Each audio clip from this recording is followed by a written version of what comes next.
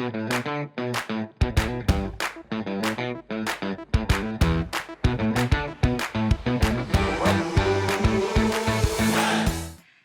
everyone. Today we are, I should say, positively excited to have a tip from our safety dog, Savvy.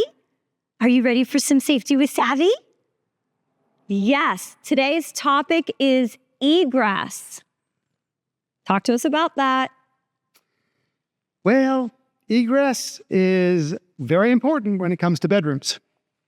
You have to be able to have enough square footage in the operable part of your window for you to escape, or for a fireman wearing all of his equipment to be able to get in and save your life. So it's very important that you follow egress protocols.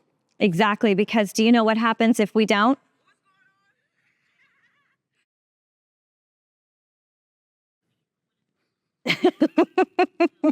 You get stuck. Not good. What do you think, Sav? Not good. All right.